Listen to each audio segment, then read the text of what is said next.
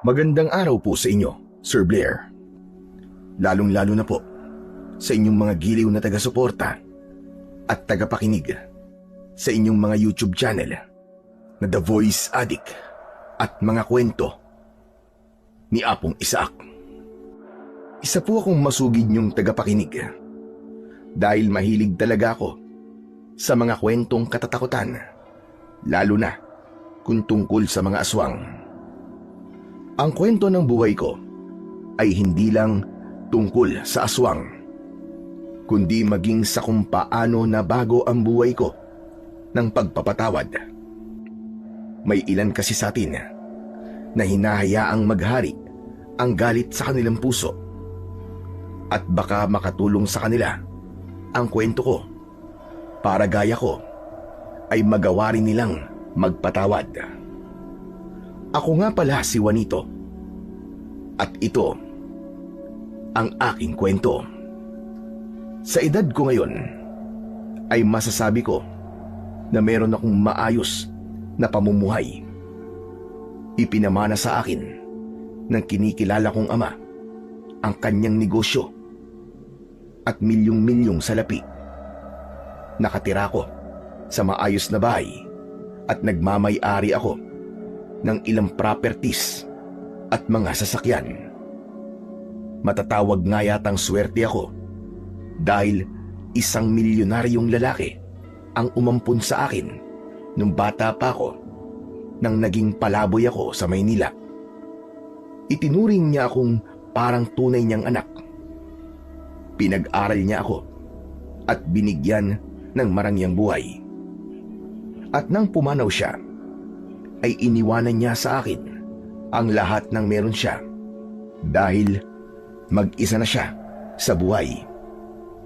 Ngunit sa kabila ng maayos na buhay na meron ako, ay may mapait na nakaraan akong itinatago. Isang nakaraan na gusto kong kalimutan pero hindi ko magawa dahil kahit napakatagal nang nangyari nun, ay napakasakit pa rin nun para sa akin. Isang umaga, pagkagising ko, ay bumaba ako sa dining area ng bahay ko para mag-almusal. Naabutan ko ang nag-iisa kong kasambahay na si Manang Perlita na abala sa pag-aayos ng mga pagkain sa lamesa. Good morning po, Sir Juanito. Breakfast is ready na po. Nagluto man ako, sir, ng hotdog, tsaka corned beef at meatloaf, tas may itlog po. Nakapagluto na rin po ako ng fried rice at meron din pong tinapay. Manang Perlita, di ba sabi ko sa'yo ay huwag kang nagluluto ng marami sa almusal? Dalawa lang naman tayong kumakain dito eh.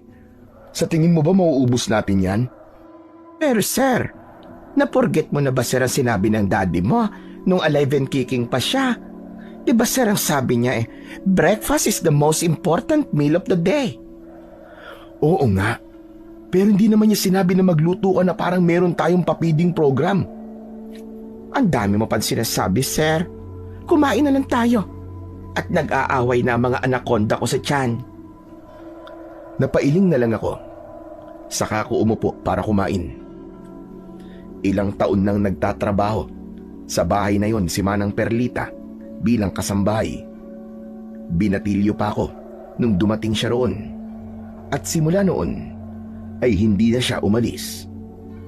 Mapagkakatiwalaan siya at nagagawa niya ng maayos ang trabaho niya. Kaya naman, parang totoong pamilya na ang turing ko sa kanya. Kung makipag-usap nga siya sa akin, ay parang hindi ko siya kasambahay. Ay, sir, ano palang gusto mong ulam mamayang tanghali? Meron po tayo dyan pork belly, sir. Gusto ko po sanang gawin na lechon yon. O kaya magkakaldereta ako. Total, ang tagal na nung huling beses na nagkaldereta tayo rito, sir. Tinanong mo pa ako. Kung ikaw rin naman pala magdidesisyon ng lulutuin. Sus, kilala na kita, sir. For sure, ang isasagot mo, sir, ay ako nang bahala. Kaya nagsuggest lang naman ako, sir. Tama ka. Ikaw nang bahala kung anong lulutuin mo mamaya. O, diba? Correct man ako, sir, sa sinabi ko? Ang galing ko talaga manghula, sir, ano? Siguro, pwede na ako mag-sideline sa pagiging fortune teller sa Quiapo, sir. Ang ibig kong sabihin, hindi ako kakain ng lunch dito mamaya dahil meron akong kakausaping tao. Sino man yung kakausapin mo, sir? Wala ka ng pakialam dun, Manang. Basta ikaw nang bahala rito sa bahay, okay? Saka, baka hindi rin ako mag-dinner dito. Ano? Talaga ba, sir? Teka, ano kaya kung wag ka na rin tumira dito, sir? Ikaw kayang paalisin ko rito. Joke lang naman yun, sir. Ito naman, sobrang serious mo naman, sir. Oh, bakit ka tumayo, sir? Napikon ka ba sa joke ko? Kailangan ko nang umalis. Tapusin mo na muna ang breakfast, sir. Ang dami pang foods, oh. Ikaw ang nagluto ng ganyang kadami kaya ubusin mo yan hanggang sa magkandalungad ka dyan. Ay, wag naman, sir. Baka mamaya magka-diarrhea ako niyan. Maawa ka naman sa akin, sir. Manang, ang aga-aga pa kaya wag mo muna akong pakitaan ng pagiging OA mo. Kung hindi mo mauubos, edi itabi mo. Init na lang natin sa ibang araw. Napakadali ng solusyon sa problema mo. Sorry naman, sir. Alam mo na ganito talaga ako, sir. O sige na, umalis ka na, sir. Ako nang bahala rito sa bahay mo. Ingat ka, sir.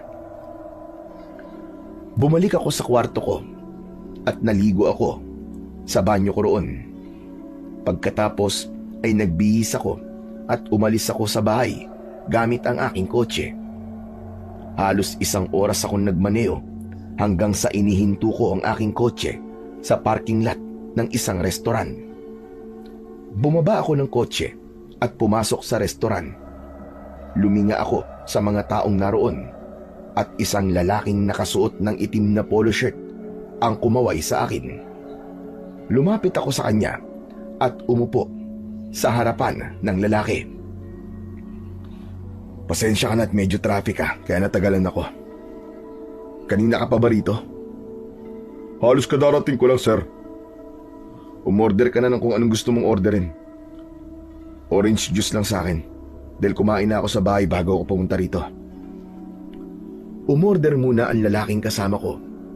Nang dumating na ang order niya, ay nagsimula na kaming mag-usap. Ang lalaking yon ay isang private investigator na inutusan kong hanapin ang tatay ko na nang iwan sa akin nung bata pa ako. 1 buwan nang nakalipas, simula nang kunin ko ang serbisyo mo. May bagong update ka na ba sa kinaroroonan ni Pablo? Meron daw, sir. Ang totoo niyan ay alam ko na kung saan siya nakatira ngayon. Ito po ang mga picture na kuha ko. Tingnan mo, sir, kung talagang siya nga ang hinahanap mo. Kinuha ko mula sa private investigator ang isang brown envelope. Binuksan ko yun at isa-isa kong tinignan ang mga litratong naroon na halatang kinuha ng patago. Siya nga ito. Pero sino tong binatang kasama niya? Yan si Daniel, anak-anak ni Pablo. Sa pagkakaalam ko, binatilyo pa lang yan si Daniel nang ampunin siya ni Pablo. Talagang nagawa pa niyang mag-ampun na matapos niyang iwan ang sarili niyang anak. Ano yun, sir? May sinasabi ka? Wala. Paano pala siya napunta sa lugar na kinaroroonan niya ngayon? Alam mo kasi ang pagkakaalam ko, nandito siya sa Maynila. Pasensya na, sir. Pero kinaroroonan lang ni Pablo at kung ano ang buhay niya ngayon ang tanging nalaman ko. Kung anong nangyari sa kanya noon ay hindi ko alam. Okay lang. Ang importante ay alam mo na kung nasan siya. Nasa envelope din po na hawak mo ang complete address niya, sir. At yung iba pang impormasyon tungkol kay Pablo. Sige, maraming salamat. Tapos na ang trabaho mo sa akin. Kailangan ko na rin umalis dahil may pupuntahan pa ako. Inabot ko sa lalaki ang isang puting sobre na naglalaman ng bayad ko sa kanya. Matapos yun, ay lumabas na ako ng restoran at bumalik ako sa aking kotse. Nanlamig ako at mabilis ang tibok ng puso ko habang nakatitig sa kawalan. Hindi ko akalain na makalipas ang napakahabang panahon ay malalaman ko na ang kinaroroonan ng tatay ko. Nanginginig ang kamay ko nang muli kong tignan ang laman ng envelope. Isa-isa kong tinignan ang mga litrato at huminto ako sa litrato kung saan kasama ni tatay ang ampon niyang si Daniel. Sa litratong yon ay nasa labas sila ng isang maliit na kubo habang nagkakape. Pareha silang nakangiti at halata na napakasaya nila. Hindi ko napigilan ang pagpatak ng luha sa aking mga mata. May kirot akong naramdaman sa puso ko. Kaya mo naman palang maging isang ama. Pero bakit sa iba mo yung ginawa? Nagagawa mong alagaan ng ibang tao. Pero bakit hindi ang sarili mong anak? Abot langit ang sakit na naramdaman ko. Ang galit ko sa pag-iwan sa akin ng tatay ko ay nadagdagan ng dahil doon. Maya-maya pa ay pinaandar ko na ang kotse ko. Nag-drive ako ng walang eksaktong patutunguhan. Makalipas ang ilang oras ay napunta na ako sa parteng Batangas. Patuloy lang ako sa pagmamaneo sa pag-aakalang mababawasan nun ang sakit na nararamdaman ko. Maghahating gabi na nang nakauwi ako sa bahay. Dumiretso ako sa minibar dahil gusto kong magpakalasing. Hindi ko na binuksan ang ilaw at kumuha ako ng isang bote ng mamahaling alak. Nagsalin ako nun sa isang baso. Iinimin ko na sana ang alak. Pero biglang sumulpot si Manang Perlita sa tabi ko na may white cream sa buong muka. Muntik na akong mapasigaw sa sobrang gulat. Hey! Ano ka ba naman, Manang? Bakit ka ba nanggugulat? Saka ano yung nasa mukha mo? Akala ko multo ka eh. Ito man kasi yung pampaganda na sinasabi sa akin ng kasambahay sa kabilang bahay, sir. Kaya pala sobrang kinis na parang bansana sa mukha niya ay dahil dito. Nag-try lang naman ako, sir. Kung ano-ano na lang nilalagay mo sa mukha mo. Baka mamaya kung ano pang mangyari sa'yo eh. Hayaan mo na lang ako, sir. Ako man na mapapahamak, hindi man ikaw. Ah, oo nga pala, sir. Kumain ka na ba? Busog pa ako. At bakit nagiinom ka, sir? May problema ka ba? Wala. Iwan mo na ako rito. Matulog ka na. Nang umalis si Manang Perlita, ay inakala ko na matutulog na siya. Pero nagulat ako nang bumalik siya na may dalang isang baso at isang platito ng mani. Oh, anong gagawin mo? Ano pa nga ba, sir? E di sasamahan kang mag-inom? Ang pangit naman kasi kung mag-isa ka maglalasing, sir. O sige, sir. Shot puno na tayo. Hindi ko kailangan ng kainuman. Pero kailangan mo ng kausap, sir. Ilang taon na tayo magkasama. At kilala na kita kapag meron kang problema. I-share mo naman sa akin, sir, yung problema mo. At baka gumaan ang pakiramdam mo. Ayoko. O sige. Magtagay muna tayo at kapag lasing ka na, ay saka ka na lamang magkwento. Makikinig ako, sir. Nang sandaling yon, ay wala akong ideya kung bakit hinayaan ko si Manang Perlita na makipag-inuman sa akin. Nagsimula kaming uminom ng alak. Sa pangatlong baso ko, ay medyo naramdaman ko na ang tama ng alak sa akin. Hindi nagsalita si Manang Perlita. Pakiramdam ko ay naghihintay siya kung kailan ako magiging handang magkwento. Hanggang sa bumalik sa isip ko yung mga litrato ng tatay ko at ng ampon niya. Mapait akong ngumiti, sabay iling. Manang, tanong lang. Nasaan pala mga magulang mo? Ay, sir. Parehas na silang kinuha ni Lord. Hindi pala ako sure kung nasa langit na nga ba sila. Pwede kasing nasa impyerno ang tatay ko kasi madalas niyang bugbugin ng nanay ko dati. In short, sir, wala na sila. Nung bata ka pa ba? Inaalagaan ka nila? Oo naman, sir. Yung kasi ang isa sa mga responsibilidad ng parents, ang alagaan ng mga anak nila habang maliliit pa. Teka sir, bakit mo pala naitanong yan? Itong sasabihin ko ay si Daddy lang ang nakakaalam ha. Sa'yo ko lang ito ikikwento kaya ayokong malalaman na ikinikwento mo ito sa ibang kasambahay. Nakachismisan mo tuwing umaga ha. Ay, hindi man sir. Hindi ko machichismis sa kanila ang buhay mo kasi amo kita. Alam mo na ampun ako ni Daddy, di ba? Oo naman sir.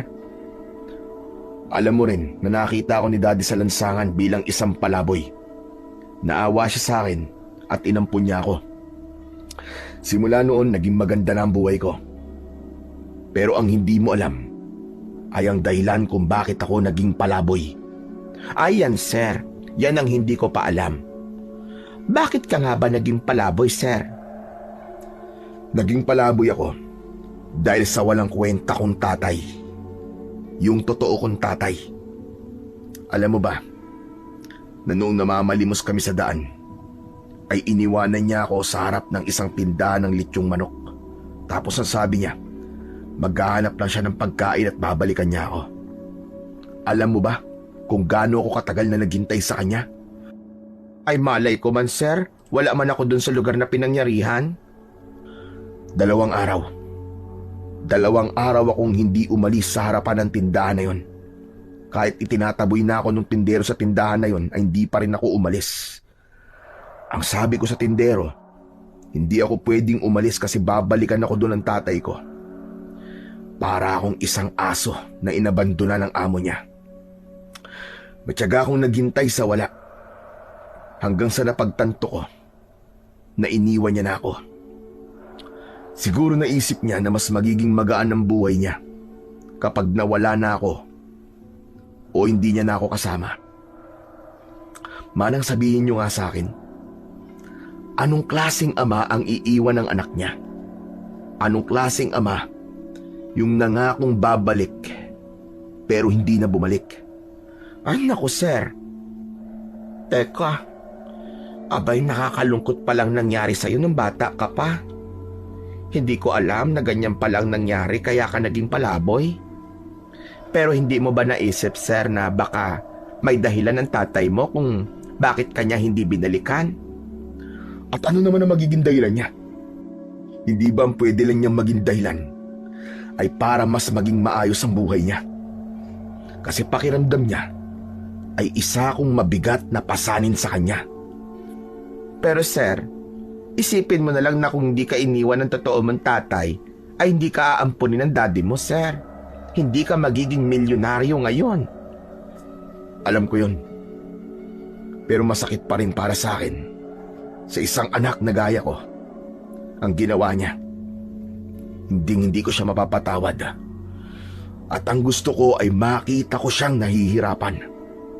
Diyos ko naman, sir, kinilibutan naman ako sa sinabi mo. Huwag mong sabihin na gusto mong mag-revenge ba sa tatay mo. Hindi ko na sinagot ang tanong ni Manang Perlita.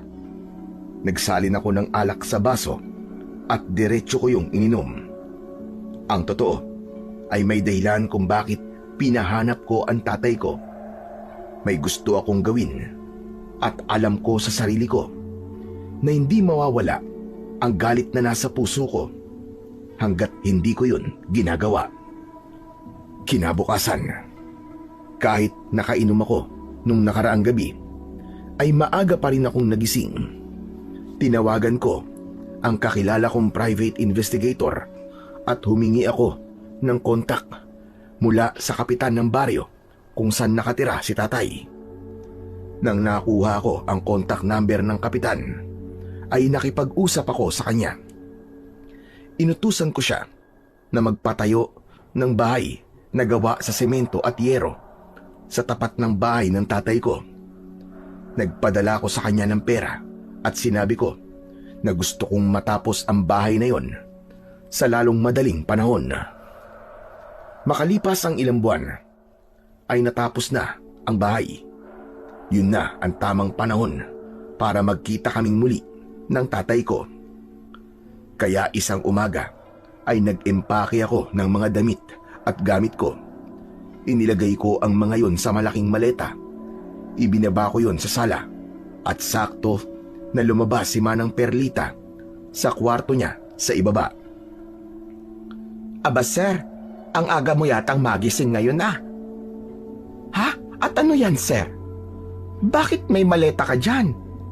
May bakasyon ka ba sir? May pupuntahan tayo, Manang. Tayo sir? Isasama mo ko? Abay saan tayo pupunta sir? Sa Europe, sa Japan, o baka sa Amerika? Sa lugar kung saan nakatira ang tatay ko. Ano? At bakit ka naman magpupunta doon sir? Akala ko ba galit ka sa kanya? Hindi ba tinanong mo ako nun kung gusto kong gumanti sa tatay ko? Ang sagot ko sa'yo ay oo. Gusto ko siyang pahirapan sa paraang alam ko. Patawarin ka man ng Panginoon Diyos, sir. Masama ang ganti-ganti na yan, sir. Kung may kasalanan man ang tatay mo sa iyo, ay hayaan mo na ang karma ang gumawa ng paraan para maparusahan siya. Hindi ikaw. Ang gusto ko ay ako magiging karma niya, Manang. Kaya mag-empake ka na ng mga damit mo. At pagkatapos, aalis na tayo. Pero sir, kung ayaw mo sumama, ayos lang naman. Kaya kong pumunta doon ng ako lang. ay, oo na sir, sige na. Sasamahan na kita. Sandali lang. At magluluto lang ako sir. Tapos mag-i-empake na ako. Nagmamadaling kumilos si Manang Perlita, habang ako ay nanatiling nakatayo sa sala. Napakatagal kong panahon na hinintay na malaman kung nasaan ang tatay ko. At dahil alam ko na ang kinaroroonan niya, ay hindi ko napapalagpasin ang pagkakataong yun para maranasan niya ang hirap na naranasan ko nung iniwanan niya ako. Bago magtanghali, ay umalis na kami ni Manang Perlita.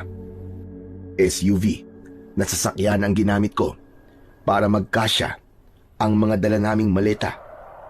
Seryoso ako sa pagmamaneho. Tumatakbo sa utak ko ang mga bagay na gagawin ko sa sandaling naroon na ako sa lugar kung saan nakatira ang tatay ko. Sir, sure ka na ba talaga sa gagawin mo?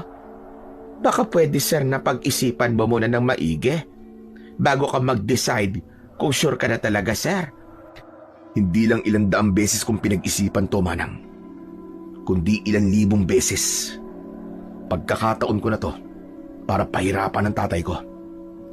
Paniguradong makikilala ka niya sir kapag nakita ka niya.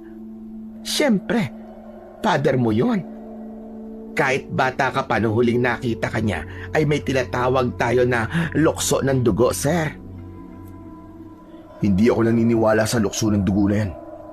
Hindi niya ako makikilala at sigurado ako sa bagay na yun. Isa pa, alam kong kinalimutan niya na ako. Dahil sinabi sa akin ng private investigator na binayaran ko na may ampon ang tatay ko. Biruin mo yun. Iniwan niya ako tapos mag-aampon siya, Manang. Nakakatawa, di ba? Sa hindi niya kadugo, kaya niyang maging tatay. Pero sa sarili niyang anak, ay hindi. Payo ko lang sa'yo, sir. Bakit imbis na gantihan at pahirapan mo ang tatay mo, bakit di mo siya kausapin? Yung bang heart to heart talk, sir? Baka may reason kung bakit hindi kanya nabalikan noon. Kahit anong dahilan ng meron siya, ay wala na akong pakialam, Manang. Ang bagsak niyan ay iniwan niya ako at nakaranas ako ng hindi magagandang bagay sa murang edad ng dahil doon. Nagawa kong kumain ng pagkain na galing sa basura. Natulog ako sa kung saan-saan at nagmamakaawa ako sa mga tao para lang bigyan nila ako ng barya o pagkain. Kung hindi nga dahil kay Daddy, baka namatay akong dilat ang mga mata. Tumahimik na si Manang Perlita matapos ko yung sabihin. Marahil ay napagtanto niya na kahit anong sabihin niya ay hindi na magbabago ang isip ko. Makalipas ang napakahabang biyahe, ay nakarating na kami sa probinsya na kinaroroonan ng baryo kung saan nakatira si tatay. Dahil inabot na kami ng dilim, ay sa isang motel muna kami natulog ni Manang Perlita. Nang sumunod na araw, ay bumiyahe na kami ni Manang Perlita patungo sa baryo kung saan nakatira si tatay. Inihinto ko ang sasakyan sa bahay na pinagawa ko. Bago kami magtungo roon ni Manang, ay siniguro ko na kumpleto na yon sa mga gamit. Pagbaba ko ng sasakyan, ay tinignan ko ang maliit na kubo na nasa harapan ng aking bahay. Bakas sa itsura ng kubong yon ang kahirapan ng mga taong nakatira doon. Tagpi-tagpi ang dingding at nabubulok na ang bubong na gawa sa pawid. Ipinasok na namin ni Manang Perlita ang mga dala naming maleta. 2 kwarto ang meron sa bahay ko para tig-isa kami ni Manang. Ikaw ba ang nagpagawa ng bahay na ito, sir? Sino pa ba? Siyempre ako. Yung nabubulok na kubo sa tapat ng bahay na to, yun ang bahay ng tatay ko. Wow! Hindi ko akalain na ganito ka pala gumante, sir. Kaya-kaya mo magpatayo ng bahay sa tapat ng bahay ng tatay mo. Pero sir, uulitin ko lang ha. Masama ang gumante. Kaya habang hindi mo pa nakikita ang tatay mo at may pagkakataon kapag umatras, ay wag mo nang ituloy, sir. Sa tingin mo ba ay aatras pa ako? Ngayong may itinayo na akong bahay dito. Gumastos ako ng pera para maipagawa ito. At kilala mo ko na hindi nagsasayang ng pera. Sa bagay, sayang naman kung di mo mapakinabangan tong bahay. Pero ano bang mga gagawin mo, sir, para makaganti ka sa tatay mo? Sa akin na muna yun. Basta panoorin mo na lang ang mga mangyayari sa mga susunod na araw. At isa pa, ipapaalala ko ulit sa'yo na hindi pwedeng malaman ng tatay ko kung sino ako. Simula ngayon, ay masanay ka ng tawagin mo kong Juan. Nagkakaintindihan ba tayo, Manang? Okay po, sir. Simula po ngayon ay hindi na po ikaw si Juanito dahil Juan na po ang pangalan mo. Magsasalita pa sana ako nang napatingin ako sa labas. Kumunot ang noo ko nang may nakita kong isang binata na hinahaplos ang sasakyan ko na nasa labas. Bakas sa mukha niya ang pagkamanga. Tumiim ang bagang ko nang nakilala ko ang binata na yon. Yun yung ampon ng tatay ko. Nagmamadali akong lumabas at dahil manghang-manga si Daniel sa sasakyan ko, ay hindi niya ako napansin. Hoy, anong ginagawa mo dyan, ha? Sino may sabi sa'yong pwede mong hawakan ang sasakyan ko? Ay, pasensya na po. Bihira kasing may magawi dito na ganito kagandang sasakyan eh. Sorry po kung hinawakan ko. Magkano mo tong binili? Kung sasabihin ko ba sa'yo ang presyo niyan ay makakabili ka? Hindi naman, di ba? Kaya wag mo nang alamin kung magkano yan. At hindi mo ba alam na hindi ka dapat humahawak ng sasakyan ng ibang tao? Paano kung magasgasan mo yan? May pambayad ka ba sa pagpapaayos niyan? Hinawakan lang, gasgas kagad. Ano ba yung sasakyan mo, gelatin? Na konting hawak lang masisira? O ba't piloso po ka? Hindi ka siguro tinuturuan ng tamang asal ng tatay mo, no? Eh, ikaw nga para kang lumaking walang tatay eh. Kasi napakasama ng ugali mo. Mata pobre. Pakiramdam ko ay sinuntok ako ng napakalakas sa dibdib sa sinabing yun ni Daniel. Aminado ko na nasaktan ako. Oo, lumaki ako na may tatay. Pero hindi ako lumaki na kasama ang totoo kong ama. Nanlamig ako nang lumabas mula sa kubo ang tatay ko. Napatulala ako at nangilid ang luha ko nang sa wakas ay muli ko siyang nakita. Makalipas ang napakahabang panahon, bagamat medyo tumanda ang itsura niya, ay matikas pa rin ang tindig niya. Halos walang nagbago sa mukha niya. Medyo kinabahan din ako dahil baka makilala niya ako. Nang sandaling yon, ay lumabas na rin si Manang Perlita at tumayo siya sa tabi ko Ano bang nangyayari rito? At nagsisigawan kayo? Yang kasing lalaking yan, tay eh. Napakamata pobre. Hinahawakan ko lang naman yung sasakyan niya eh. Kung ano-ano kagad daw sinabi sa akin. Masyado akong minamaliit. Pagsabihan mo yung anak mo ha. Turuan mo ng tamang pag-uugali. Pribadong pagmamay-ari ko tong sasakyan ko. At hindi niya to pwedeng hawakan na walang permiso ko. Ako na ang humihingi ng paumanin sa nagawang mali ng anak ko. Pasensya ka na. Hayaan mo at pagsasabihan ko siya. Daniel, sige na. Humingi ka ng tawad sa kanya. Hala, bakit ako hihingi ng tawad sa kanya, tay? Wits na kami kasi kung ano-anong sinabi niya sa akin eh. Humingi ka ng tawad. Sige na. Ano ba naman yan, tay? Bakit parang mas kinakampihan mo pa ang lalaki niya kaysa sa akin? Pero sige, para matapos na to. Hihingi na ako ng tawad. Patawad ah. Pagkatapos yung sabihin ni Daniel, ay padabog siyang umalis at pumasok sa bahay nila. Habang nakatingin ako sa tatay ko, ay pinilit kong pigilan ang luhang nais ko mawala sa mga mata ko. Pasensya ka na talaga. Bihira kasing may sasakyan na mapunta rito sa lugar namin dahil masyado itong diblib. Kaya namanghalang siguro ang anak ko sa sasakyan mo. Oo nga pala. Kayo ba nakatira sa bahay na nasa tapat ng bahay namin? Oo. Kami nga. Ako nga pala si Perlita tapos ito naman ang amo ko na si Juan. Si Juan. Juan lang pala. Ako naman si Pablo. Tapos Daniel naman ang pangalan ng anak ko. Sandali. Alam mo, parang pamilyar ka sa akin eh. Nagkita na ba tayo sa kung saan? At paano naman tayo magkikita? Galing kami sa Maynila at ngayon lang kami napunta sa lugar na to. Tama si Sir Juan. Imposibleng nagkita na kayong dalawa.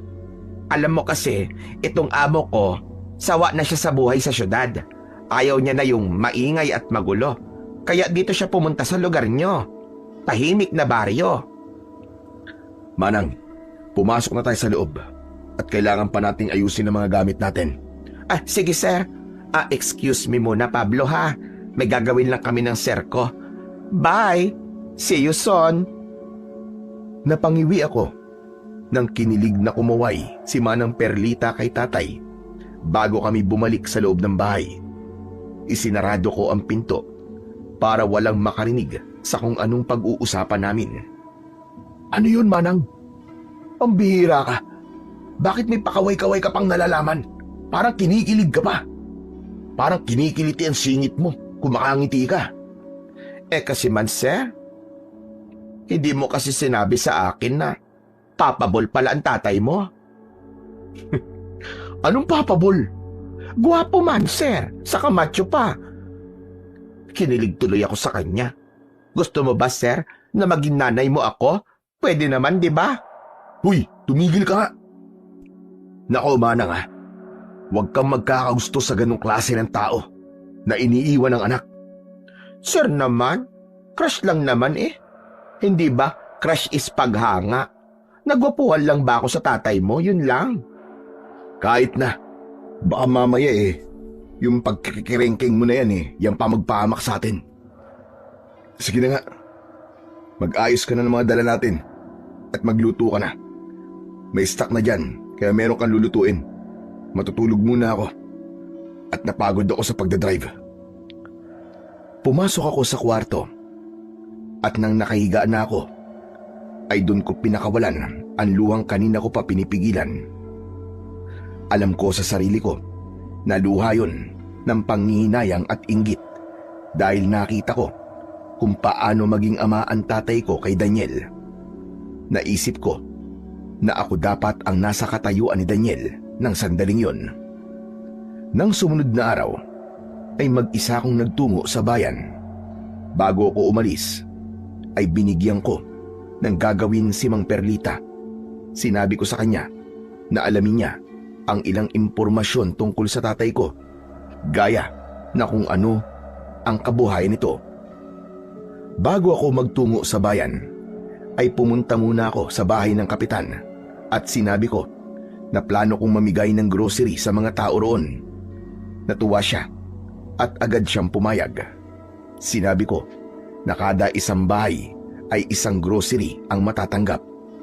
Sinabi niya sa akin kung ilang bahay ang naroon at nagbigay pa siya sa akin ng listahan ng mga taong nakatira doon. Matapos yun ay nagpunta na ako sa bayan at namili ako sa isang maliit na grocery store. Bumili ako ng napakaraming dilata, instant noodles, bigas at kung ano-ano pa. Tanghali na nang nakabalik ako at sakto natapos nang magluto si Manang Perlita. Kaya naman sabay na kaming kumain. Saan ka pala galing, sir? Ang tagal mo namang nawala. Inausap ko ang kapitan sa baryong to kasi mamimigay tayo bukas ng grocery sa mga tao rito. Saka nagpunta rin ako sa bayan. Doon ako nag-grocery. Nasa sasakyan pa yung mga binili ko. Kaya pagkatapos natin kumain, tulungan mo ako mag-repack. Hindi naman pala ganun karami ang bahay dito eh. Kaya hindi tayo mahihirapang mag-repack. Ano namang nakain mo, sir? At naisipan mong mamigay ng grocery? May balak ka bang kumandidato, sir? Basta, sumunod ka na lang sa mga sinasabi ko at huwag ka nang magtanong. Sa bagay, yun naman ang trabaho ko, sir, di ba? Ansundin kung ano ang sasabihin mo. Maiba ko, Manang. Ginawa mo ba yung inutos ko sa'yo habang wala ko? Anong utos, sir? Anak nang, yung alamin mo ang dapat kong malaman sa buhay ng tatay ko. Huwag mong sabihin na hindi mo ginawa. Manang naman. Tumatanda ka na ba talaga at nagiging ulyanin ka na? Grabe ka naman, sir. Siyempre ginawa ko. Habang wala ka ay nakipagkwentuhan ako kay Pablo. Aba, sir, napakabait pala niya. Ramdam ko sa paraan ng pagsasalita niya na mabuti siyang tao. Hindi yan ang gusto kong marinig. Ano-anong impormasyon ang nalaman mo tungkol sa kanya? Oo nga pala, sir. Tinanong ko man siya kung anong ikinabubuhay niya. Ang sabi niya ay nagtatanim at nagtitinda sila ng gulay sa palengke. Yung lupa na pinagtataniman nila ay yung lupa na nasa tabi ng bahay nila. Pero ang sabi niya, sir, hindi man sa kanila yung lupa. Paano hindi sa kanila? Kay Kapitan yung lupang pinagtataniman nila ng mga gulay. Hindi kasi ginagamit pa ni Kapitan yung lupa. Kaya nakiusap sila na magtanim sila roon. O di ba? Madiskarte man ang tatay nimo. Anong madiskarte? Mautak ka mo. Saka mapagsamantala. Porke mabait si Kapitan, ay sinasamantala niya. Hayaan mo na, sir. Ang importante, nagtatrabaho sila ng marangal. Saka meron pa akong nalaman tungkol sa tatay mo, sir. Ito talaga ang nawindang ako ng sobra. Bakit? Ano pa ba yung nalaman mo? Kilala pala sa lugar na ito ang tatay mo, sir. Di na ako nagtaka kung kilala siya rito. Malamang, kilala siya ng dahil sa hindi magandang bagay. Baka dati siyang magnanakaw o kaya ay siga na walang ibang ginawa kundi magwala at makipag-away dito. Mali ka, sir. Over ka man sa pagka-judgmental ba? Kilala siya rito, sir, ng dahil sa kakayahan niya at kabayanihan niya. Yung tatay mo ay isa palang manunugis. Yung bang nakikipaglaban, sir, sa mga aswang-aswang. Aba, dati raw, sir, ay may aswang na sumalakay dito at ang tatay mo ang umubo sa kanila. At sabi niya sa akin ay may nakilala siyang matandang lalaki rito nung bagong salta siya rito. At yon ang nagturo sa kanya na makipaglaban ba sa mga aswang. Ipinakita pa nga niya sa akin yung agimat niya, sir. Medyo malaki at matigas. Aba, sir, ang sarap hawakan. Kadiri ka talaga, Manang. Parang ibang agimat na yung nasa utak mo, ah. Yung utak mo, sir, ang bastos. Sa matigas at malaki talaga yung agimat niya, Yun yung medalyon na nakakwintas sa kanya, sir. Ewan ko sa'yo. Saka, ano ba yung aswang na sinasabi niya? Hindi totoo mga aswang, ha? Kaya malamang nagsisinungaling lang siya. Sinabi niya yun sa'yo para magyabang lang. Hindi naman si Pablo ang nagsabi nun sa una. Si Daniel man, sir. Ipinakilala niya sa akin si Pablo, tapos si Pablo na ang nagkwento ng iba. Ano sir, ayos na ba sa'yo yung mga nakuha kong impormasyon? Oh, ayos na ayos. Ngayon ay alam ko na kung paano ko sila mas pahihirapan pa. Paano sir? Sa ngayon sa akin na lang muna ang plano ko. Baka maikwento mo pa kung kanino eh. Kilala ko pa naman yung bunganga mo. Walang preno yan kung minsan. Ah, grabe ka talaga sa akin sir. Pero wag mo sanang masyadong pahirapan si Pablo sir, at kawawa man yung tao. Napangisi ako sa sinabing yun ni Manang Perlita.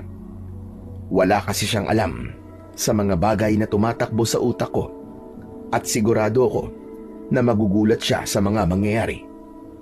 Nang sandaling yon ay sinabi ko sa sarili ko na sisiguraduhin ko na mahihirapan ng gusto ang tatay ko, at ang paghihirap na yon ay kabayaran sa ginawa niyang pag-iwan sa akin noon. Pagkatapos naming kumain, ay sinimulan na namin ang pagre-repack ng mga grocery. Inakala ko na mabilis kaming matatapos, pero nagkamali ako. Dahil dalawa lang kami ni Manang. Nahirapan kami sa aming ginagawa. Hindi namin namalayan ang paglipas ng oras hanggang sa inabot na kami ng lagpas 6:00 ng gabi. Aba sir, patapos na pala tayo. Pwede bang magluto na muna ako ng hapunan natin sir, at nagugutom na ako? Sige Manang, magluto ka na muna. Ako na ang bahala rito at parang matatapos ko na yata to. Tumayo na si Manang habang ako ay nanatili lamang sa sala. Nang nasa kusina na si Manang, ay may kumatok sa pinto. Sandali kong itinigil ang ginagawa ko para buksan ang pinto, at napasimangot ako dahil ang tatay ko ang naroon.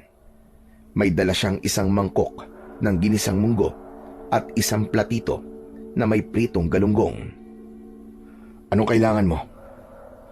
Dinalang ko kayo ng ulam. Naparami kasi ang luto ko, kaya naisipan ko kayong bigyan. Ano bang palagay mo sa amin? Walang pambili ng ulam? Hindi naman siya ganon, Juan. Gusto ko lang maramdaman ninyo na welcome kayo rito sa lugar namin. Di namin kailangan yan luto mo. Umalis ka na. Ay sandali lang. Ano ka ba sir? Hindi ba'y wala pa tayong ulam kasi hindi pa ako nakapagluluto? Tamang-tama na dinalan tayo rito ni Pablo ng ulam para magsaing na lang ako. Ah, Pablo, akin na. Ako na magbabalik nitong mangkok at platito mamaya, ha? Thank you. Walang anuman. Sana'y magustuhan nyo yan. Ah, oo nga pala. Meron akong kailangan sabihin sa inyo, kaya nagpunta ako rito. Ano yon, Pablo? Hindi ko alam kung maniniwala kayo.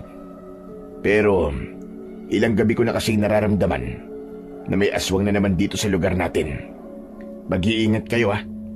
Kung wala kayong gagawing importante sa labas, lalo na tuwing gabi, ay huwag kayong lumabas. Siguraduhin nyo rin na kapag madilim na, ay nakasarado at nakakandado ng mga pinto at bintana ninyo. Saka, meron pala akong ibibigay sa inyo. Eto, isabit nyo ito sa itaas ng pintuan nyo. Inabot sa akin ni tatay ang isang medalyon na may nakakabit na itim na tali. Hindi ko yun tinanggap at tinignan ko siya ng diretso sa kanyang mga mata. Ano naman yan? Pagontra to sa mga aswang. Kapag meron kayo nito sa bahay nyo, ay di makakapasok ang aswang. Hindi namin kailangan yan dahil hindi kami naniniwala sa aswang. Maniwala ka sa sinasabi ko. Totoo ang aswang. Kung di mo na itatanong at hindi pa naikwento sa ni Perlita, ay isa akong manunugis. Nakikipaglaban ako sa mga aswang at talagang maraming aswang ang sumasalakay sa baryong ito noon. Sinabi nang hindi kami naniniwala sa aswang eh. Sige na, umalis ka na. Dahil may ginagawa pa kami rito. Sige, aalis na ako.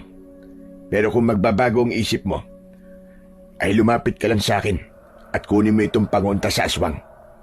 Nariyan lang naman ako sa tapat. Tumalikod na si tatay at naglakad siya pabalik sa kanyang bahay. Agad kong isinarado ang pinto at saka ako humarap kay Manang Perlita.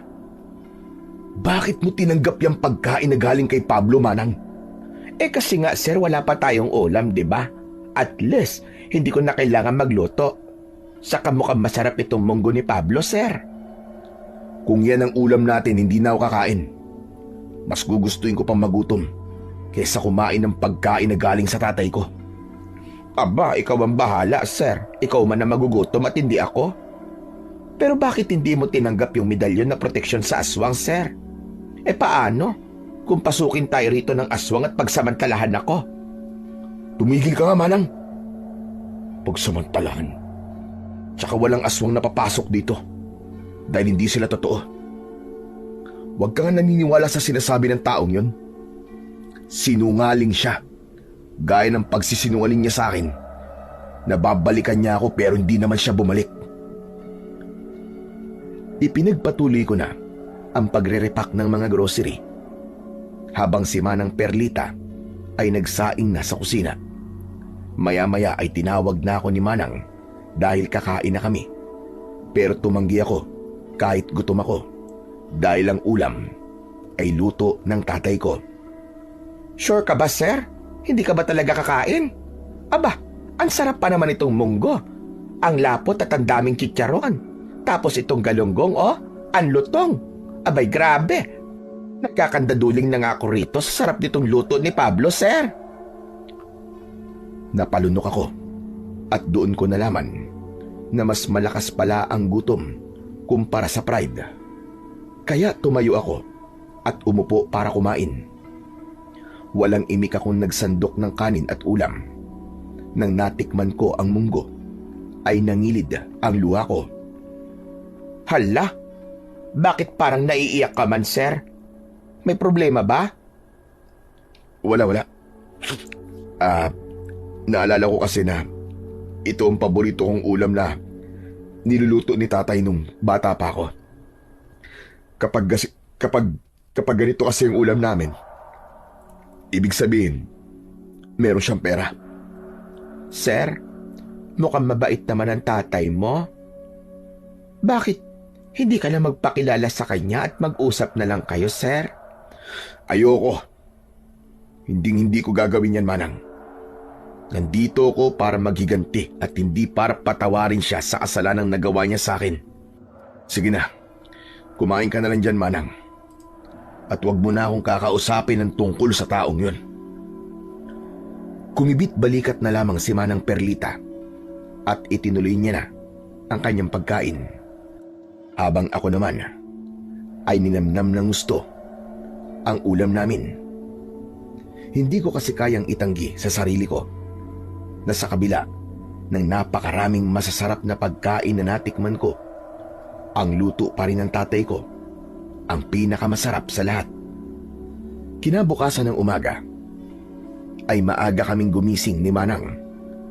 Dinala namin sa plaza ang mga naripak naming groceries. May mga taong naghihintay na roon at agad kong napansin na isa roon sina Daniel at si tatay. Malaking tulong ang nagawa ni Kapitan dahil siya ang nagpatawag ng mga tao roon. Ako ang personal na namigay ng mga groceries na nakalagay sa plastic. Hawak ko ang listahan ng mga bibigyan at isa-isa ko silang tinawag. Makalipas ang ilang sandali, ay natawag ko na ang lahat at naubos na rin ang grocery. Pero sina Daniel at ang tatay ko ay wala pa rin natatanggap.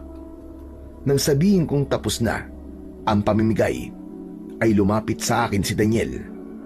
Pinipigilan siya ng tatay ko pero hindi ito nagpapigil. Teka. Nasaan ang para sa amin? Bakit naubusan kami? Mukhang wala kayo sa listahan na ibinigay sa akin ni Kapitan. Ano? Imposible naman yun. Saka ang tagal namin naghintay dito tapos wala pala kami makukuha. Alam mo bang sinayang mo lang ang oras namin? Imbis na nagtatanim na sana kami ngayon o kaya nagtitinda ng gulay ay pumunta pa kami rito para sa wala. Hindi ko naman sinabing magpunta kayo rito. At hindi ko rin kasalanan kung wala kayo sa listahan. Daniel, tama na. Ubuwi na tayo. Ayos lang yan. Ang importante ay nabigyan ng mga kababaryo natin. Hindi tay Nananadyan ng Juan na to Sinadya mo to no? Dahil hanggang ngayon, hindi mo pa rin makalimutan yung paghawak ko sa sasakyan mo na akala mo ay ginto. Gumaganti ka lang sa amin Huwag kang mag-ilusyon dahil hindi ko pag-aaksayan ng oras ang mga kagaya nyo. Kagaya namin? Bakit? Ano ba kami sa paningin mo ha? Sumagot ka! Ano kami sa paningin mo? Napakamata pobre mo talaga. Daniel, sabi ng tama na Tumigil ka na. Pero tay, Tama na. Umuwi na tayo. Tara na. Wala nang nagawa si Daniel, kundi ang sumama sa tatay ko pauwi. Habang sinusundan ko sila ng tingin, ay isang nakakalokong ngisi ang sumilay sa labi ko. Napapitlag ako nang tapikin ni Manang Perlita ang braso ko. Sir, umamin ka nga sa akin. Sinadya mo yun, no? Na walang makuwang grocery sina Pablo at Daniel? Hindi ba sabi ko sa'yo ay gaganti ako sa tatay ko? Oo, sinadya ko yun. Para umasa si Pablo sa wala. Di naramdaman niya ang naramdaman ko nung pinaasa niya ako. Pero mas masakit pa rin ang naranasan ko kaysa sa naranasan niya ngayon. Nag-uumpisa pa lang ako, Manang. Nag-uumpisa pa lang ako. Pero sir, nakakaawa man yung mag-ama. Kanina pa sila naghintay dito tapos wala pala silang makukuha. Halos 1 oras lang siyang naghintay, Manang. Habang ako, 2 araw, Manang. Diyos ko naman, sir. Baka sa impyerno ka na mapunta niyan sa ginagawa mo? Wala akong pakialam, Manang. Wala akong ibang gusto kundi ang pahirapan si tatay. At gaya ng sinabi ko kanina, nag-uumpisa pa lang ako. May mga susunod pa. Diyos ko naman, sir. Kinikilabutan ako sa mga sinasabi mo. Ano pa bang binabalak mo, sir? Maghintay ka lang, Manang. Malalaman mo rin sa tamang panahon. Sa kabila ng mga sinabi ko, ay may kirot akong naramdaman nang nakita ko kanina ang sakit at pagkabigo sa muka ni tatay nang wala silang nakuwang grocery. Nagtaka ko kung bakit ko yun naramdaman dahil inasahan ko na labis akong matutuwa sa ginawa kong yun sa kanya. Kinagabihan, bago ako matulog, ay bigla kong nakaramdam ng labis na panlalamig. Nanlalambot ang buong katawan ko at para akong tinakasan ng lakas. Pinagpapawisan ako at nanginginig. Lumabas ako ng kwarto at kinatok ko si Manang Perlita sa kwarto niya. Pagbukas ni Manang ng pinto, ay agad niyang napansin na hindi maganda ang pakiramdam ko. Sir, ano nangyayari sa'yo? Bakit pawis na pawis ka? Bakit parang pikil na may lamang malamig na tubig ang mukha mo, sir? Manang, nangihina ako. Hindi ko may paliwanag ang pakiramdam ko. Ayan na nga ba't sinasabi ko, sir? Baka kinakarma ka na sa ginawa mong pagpapahirap sa tatay mo. Ayaw mo kasing maniwala sa akin, sir Ay naku, Manang. Pwede bang manahimik ka na lang kung wala kang sasabihin maganda? Sa tingin ko, ay kailangan ko madala sa ospital. Pero hindi man ako marunong mag-drive, sir. Kaya mo bang magmaneho sa lagay mo na yan? Hindi ko alam, Manang. Nangihina talaga ako na sobra. Diyos ko, sandali lang, sir. Hahanap lang ako na marunong magmaneho. Wait ka lang dito, sir, ha? Huwag na wag kang mamamatay, sir. Hintayin mo ako. Nagmamadaling lumabas si Manang Perlita. Umupo ako sa sofa at nang sandaling yon ay para na talaga akong mamamatay. Maya-maya ay bumalik si Manang Perlita kasama ang tatay ko. Umupo si tatay sa tabi ko at hinawakan niya ang kamay ko. Bakit kasama mo yan, Manang? Paalisin mo siya. Ayoko siyang makita. Hindi kasi marunong mag-drive yan si Pablo. Pero ang sabi niya, ay tatawag sila ng albularyo, sir. Anong albularyo? Doktor ang kailangan ko, hindi albularyo. Magtiwala ka lang sa akin. Mahusay ang albularyo namin dito. Mapapagaling ka niya. Inutusan ko na si Daniel na papuntahin dito si Man Tomas. Ayoko. Hindi ko kailangan ng tulong mo. Manang tulungan mo kung tumayo. Ako na lang ang magdadrive papunta sa ospital. Sir, makinig ka na lang kay Pablo. Sa itsura mo ay alam kong hindi mo na kaya magmaneho, sir. Baka maaksidente ka pa at matodas ka pa ng tuluyan.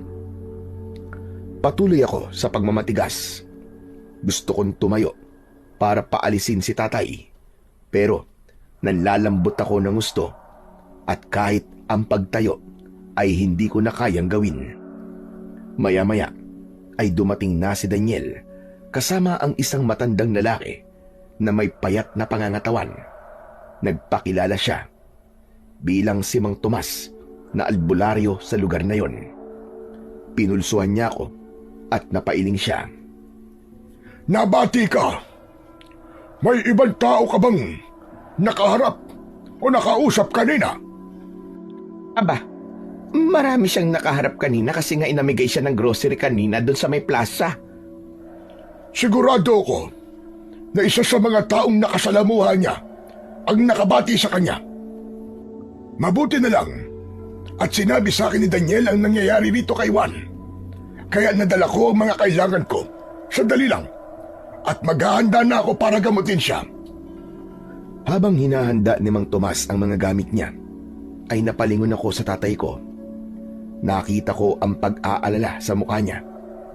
Wala sa sariling napangiti ako dahil naaalala ko ang reaksyon niya sa tuwing nagkakasakit ako nung bata pa ako. Pero agad kong naalala ang kasalanan niya sa akin. Kaya binawi ko ang ngiting yun.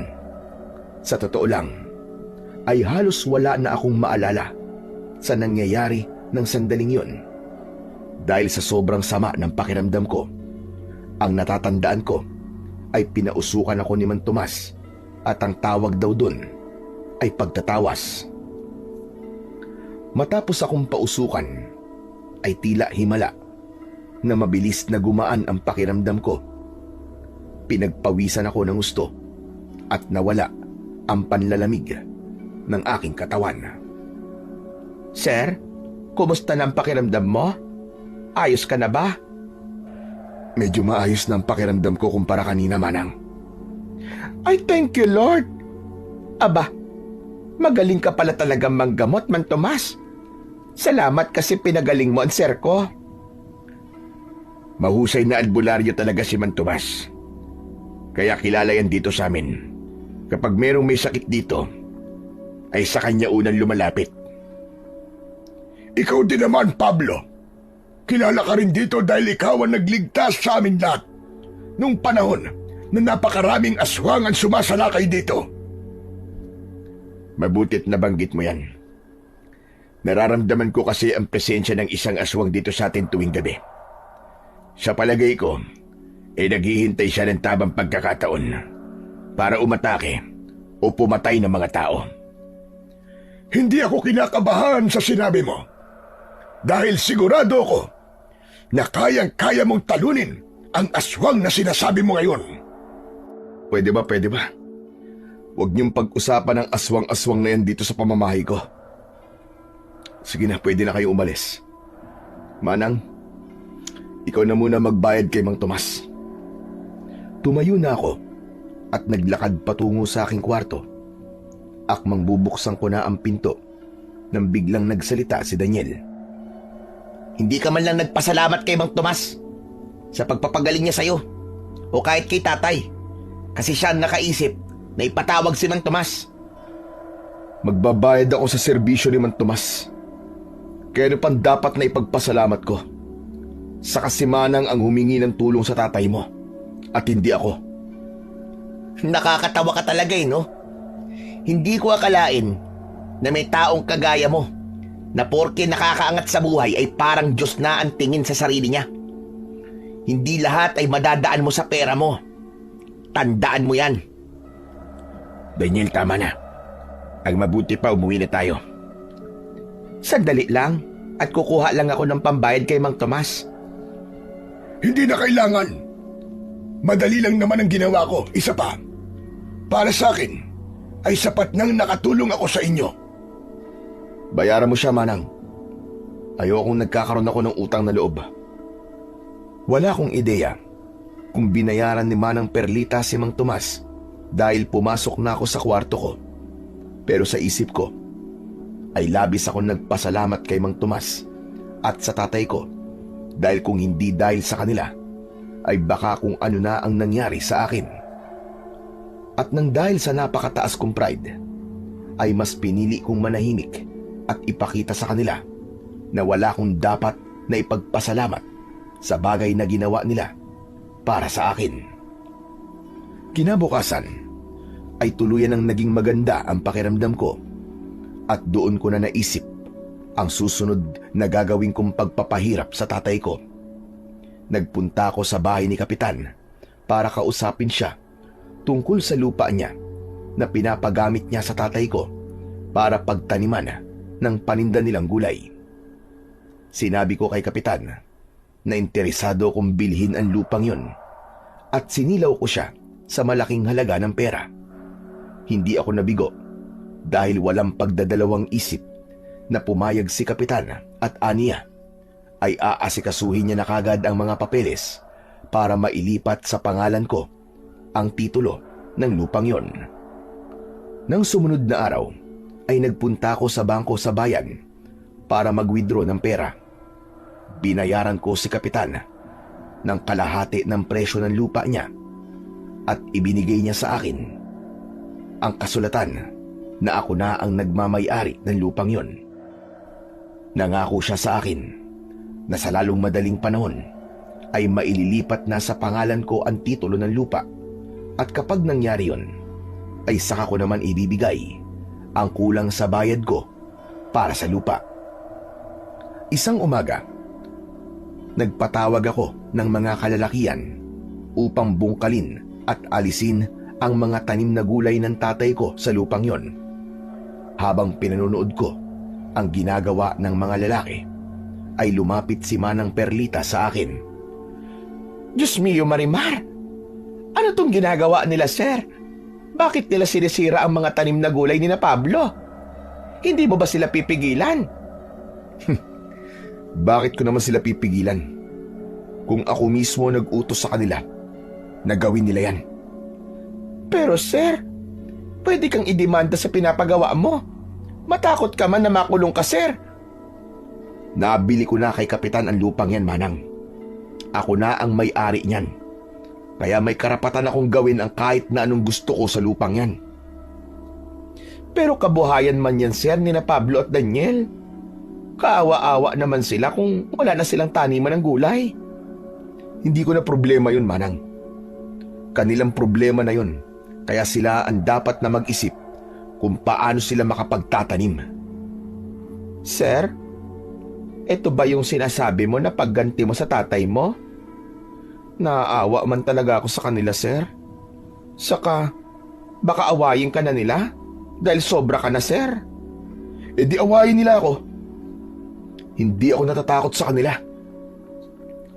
Sa gitna ng pag-uusap namin ni Manang Perlita, ay dumating sina Tatay at Daniel na halatang galing sa pagtitinda ng gulay. Gulat na gulat silang dalawa sa bumulaga sa kanila. Agad na tumakbo si Daniel papunta sa mga lalaki at ipinagtulakan ito ang mga yon. Tumigil kayo! Tigilan nyo yan! Bakit nyo sinisira ang mga pananim namin, ha? Ako nag-utos sa kanila na gawin yan. Ikaw na naman. Talagang wala ka nang ginawa, kundi pahirapan kami. Sinugod ako ni Daniel at malakas niya akong sinuntok sa muka. Napaatras ako at natumba. Nadaganan ko si Manang Perlita at panay ang aray niya. Agad na pumagitna si tatay nang akmang susugurin ko ulit si Daniel. Tama na! Daniel, di ba sabi ko sa'yo ay huwag kang mananakit? Tay, Dapat lang sa lalaki yan lang saktan. Kulang pa nga yung ginawa ko sa kanya eh. Ang dapat yan binubugbog.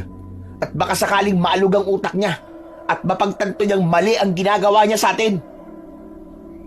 Tumayo ako at tinulungan ko si Manang Perlita sa kanyang pagtayo. Agoy, agoy, agoy. Ang balakang ko, sir. Nauna pang nabugbog kesa sa'yo. Nakita mo ng ginawa ng anak mo, Pablo? Hindi lang ako nasaktan, kundi pati na si Manang. Pasensya na po kayo, Aling Perlita. Si Juanito lang ang gusto kong saktan. Nadamay lang po kayo. Juan, ano ba kasi itong ginagawa mo? Bakit inutusan mo ang mga taong yan na sirain ang mga pananim namin? Ang mga yan ang ikinabubuhay namin at wala kaming kikitain dahil sa ginagawa mo. Simple lang. Dahil ayokong may ibang gumagamit ng lupang pagmamay-ari ko. Ano? Nagpapatawa ka ba? Anong lupa mo? Kay kapitan ng lupang yan at hindi sa'yo. May permiso niya ang pagtatanim namin dyan. Kaya wala kang karapatan na sirain ang kabuhayan namin. Talaga bang hindi mo pa rin makalimutan yung paghawak ko sa sasakyan mo? Ganun ba katindi ang kasalanan ko sa'yo? At umabot na sa ganito ang kademonyohan mo? Sige, utusan mo ang mga taong yan na tumigil na sa ginagawa nila at bayaran mo ang perwisyong ginawa mo sa amin. Anong sabi mo, Daniel? Kay kapitan ng lupang tinataniman nyo ng mga gulay? Oo, tama ka. Noon yun. Pero ngayon, sa akin na ang lupang yan. Anong sabi mo?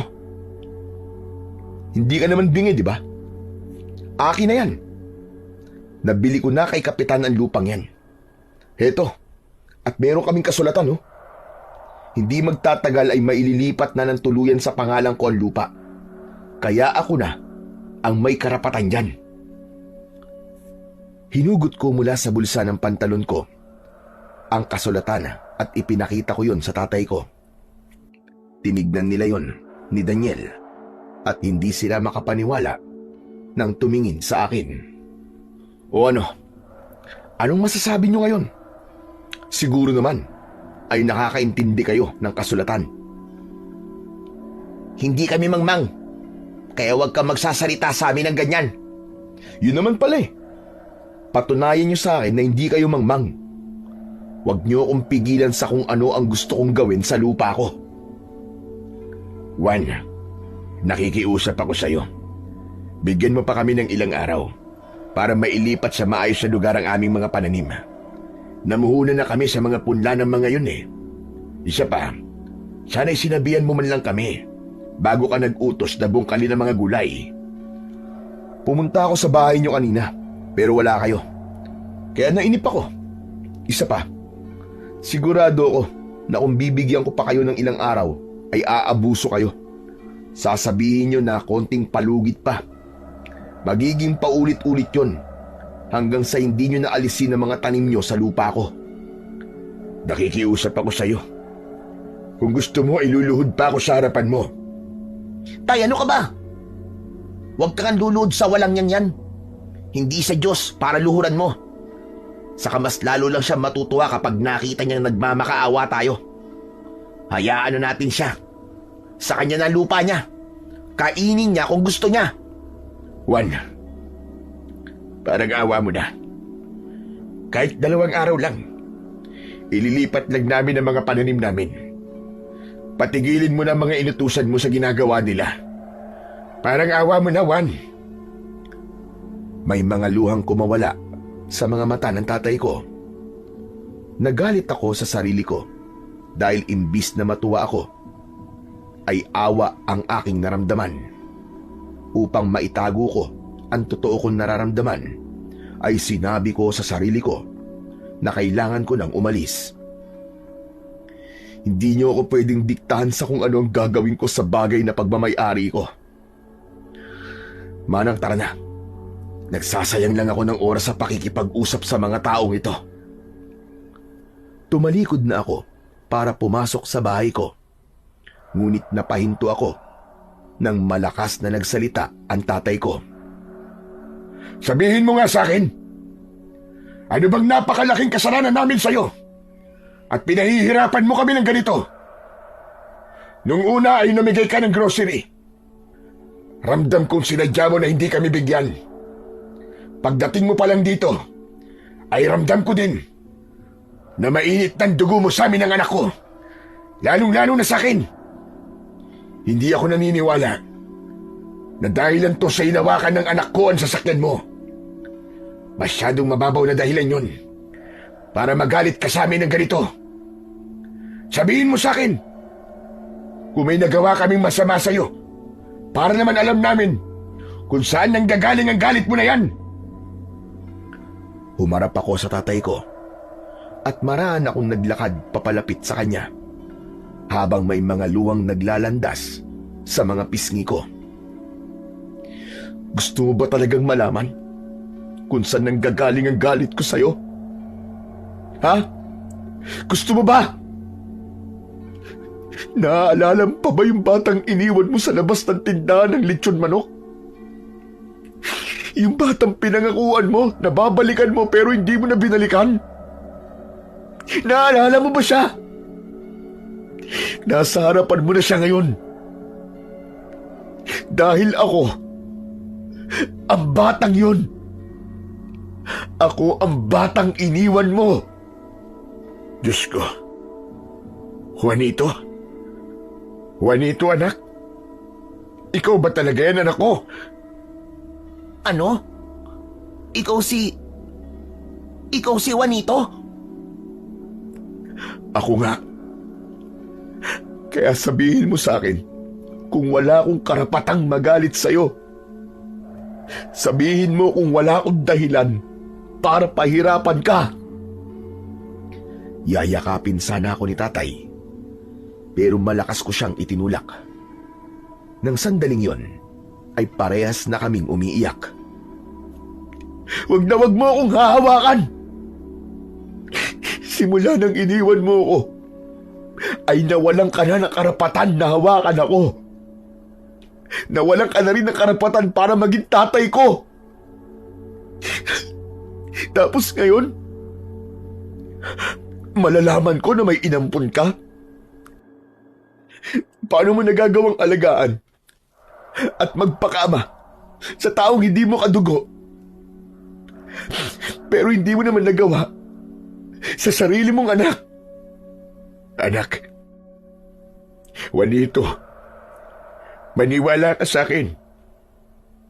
Hindi kita gustong iwanan noon. Maniwala ka. Baliw na lang ang maniniwala sa'yo. Alam mo ba 2 araw ako naghintay sa'yo noon? Iyak ako ng iyak para akong tutang inabandona. Hindi mo alam kung anong hirap ang naranasan ko nang dahil sa ginawa mo. Kung alam mo lang, anak, araw-araw ako nagsisisi kung bakit kita iniwanan noon. Gabi-gabi ako nagdadasal sa Diyos na sana ay nasa mabuti kang kalagayan. Palagi kong hinihiling sa Diyos na sana ay muli tayo magkita. Pero maniwala ka sa akin, anak. Hindi kita gustong iwanan noon. May dahilan kung bakit hindi na kita nagawang balikan. Ano pa ba magiging dahilan kundi inisip mo na pabigat ako sa'yo, na mas magiging magaan ang buhay mo kung hindi mo na ako kasama? Hindi totoo yan, anak. Nung iniwan kita at naghanap ako ng pagkain, ay wala akong nakitang pagkain. Naging desperado ako, kaya nagawa kong magnakaw. Sa kasamaang palad, nahuli ako. Ikinulong ako ng mga pulis, kahit sinabi ko sa kanila na nagawa ko lang yon dahil may anak akong nagugutom. Pinahirapan ako ng mga preso sa kulungan. Araw-araw nila akong sinasaktan at binubugbog. At nang nakalaya na ako, hinalap kita. Pero hindi na kita nakita. Nawala ako sa sarili ko noon, anak. Mabuti na lang At may mga taong tumulong sa akin para madala ko sa isang mental hospital. Halos 1 buwan ako dun. At nang nakalabas na ako, hinarap pa rin kita. Pero wala, hindi kita nakita. Patawarin mo ko, Juanito. Hindi ko gustong iwanan ka. At magkahiwalay tayong dalawa. Hindi ako naniniwala sa sinasabi mo. Sinungaling ka. Sinungaling! Napakagaling mong gumawa ng kwento. Nagsasabi ako ng totoo, anak. Yun talaga nangyari. Pero hindi ko ikakaila na pinabayaan kita. Kung alam ko lang na mangyayari yun, ay di na sana kita iniwanan noon. Hindi ako naniniwala sa'yo. Kung hindi ka naniniwala, irerespeto ko yan, anak. Pero, hayaan mo sana akong yakapin ka, anak. Napakatagal kong panahon na inintay ang sandaling ito. Na muli kitang mayayakap, anak ko. Lalapitan sana ako ni tatay. Pero muli ko siyang tinulak. Matutumba sana siya. Pero agad siyang hinawakan ni Daniel. Totoo ang lahat ng sinabi ni tatay. Lahat ng yun ay ikinuwento niya sa akin nung inampun niya ako. Kaya alam ko na hindi niya yung inimbento lang. Hindi kanya gustong iwanan. Parehas lang kayong biktima ng sitwasyon niyo noon. Kung makapagsalita ka naman ay parang kasama ka namin nung panahon na yun. Manang, tara na. Pagtingin ko kay Manang Perlita, ay umurong ang luha ko dahil sa itsura niya. Humahagulgulo siya at puno ng luha at uhog ang kanyang muka. Hinawakan ko ang kamay niya at hinila ko siya papasok sa bahay ko. Malakas kong isinarado ang pinto at agad kong pinunasan ang luha ko. Manang naman, kung makaiyak ka naman parang ikaw ang anak at hindi ako. Kasi naman, sir, sobra ba akong naawa sa tatay nimo? Biruin mo, kaya pala hindi kanya nabalikan ay dahil nakulong siya at pinahirapan sa loob. Tapos nawala pa siya sa sarili niya, sir. Dahil sa paghanap sa iyo, nakakaiyak talaga, sir. Nakakaawa si Pablo. Sa kanya naawa ka, tapos sa akin hindi. Naaawa rin ako sa iyo, sir. Pero tama man yung sinabi ni Daniel. Parehas lang ba kayong biktima ng pangyayari? Kaya, sir, patawarin mo na sana ang tatay mo. Alam kong alam mo sa sarili mo na nagsasabi siya ng totoo sa iyo, sir. Hindi ako nakapagsalita sa sinabing yun ni Manang Perlita. Aminado ko na naramdaman ko na totoo ang mga sinabi ng tatay ko. Pero dahil sa pride ko, ay hindi ko siya magawang patawarin. Mas nanaig pa rin ang galit sa puso ko ng panahon na yon. Nang mga sumunod na araw, ay hindi ko akalain na mabilis nakakalat sa baring yon na ako ang nawawalang anak ni Pablo. Halos lahat ng umpukan ay kami ang pinag-uusapan. Sa totoo lang, pwede na akong umalis sa lugar na yon, pero hindi pa ako tapos sa pagpapahirap sa tatay ko. Gusto ko na araw-araw niya akong makita para araw-araw din niyang maalala ang pag-iwan na ginawa niya sa akin. Hanggang isang araw, isang kalunos-lunos na pangyayari ang naganap. Isang bangkay ng lalaki ang natagpuan sa Talayban sa dulong bahagi ng baryo. Nakita namin ni Manang Perlita ang bangkay at masasabi ko na hindi tao ang pumatay sa kanya. Wakwak ang kanyang tiyan at halos wala na siyang lamang loob. Nang makauwi kami ni Manang Perlita, matapos makita ang bangkay, ay nanlalamig pa rin ako. Sir, nakakatakot pala sa lugar na ito. Narinig mo ba yung sinabi ng mga tao na aswang daw ang pumatay doon sa lalaki? Narinig ko ngayon, Manang. Siguro nga itotoo ang aswang. Dahil walang tao ang may kakayahang gumawa ng ganong karumal-dumal na pagpatay. Sir, ano kaya kung umalis na tayo dito? Baka sa susunod kung ano na ang mangyari sa atin, ayoko pang mamatay nang hindi man lang ako nakakapag-asawa. Tama ka, Manang. Hindi na tayo dapat manatili pa rito.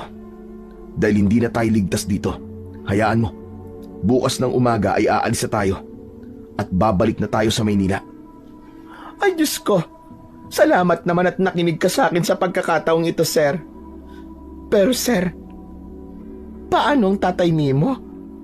Iiwan mo ba siya rito habang may patayan na nangyayari dito? Hindi ba sabi niya na ikipaglaban siya sa mga aswang? Malamang ay hindi yun aalis sa lugar na to. Isa pa, wala akong pakialam kahit anong mangyari sa kanya. Ang sarili natin ang isipin natin at hindi ang ibang tao. Pero sir, hindi siya ibang tao sa'yo. Tatay mo siya. Sa gitna ng pag-uusap namin ni Manang Perlita, ay may kumatok sa pinto.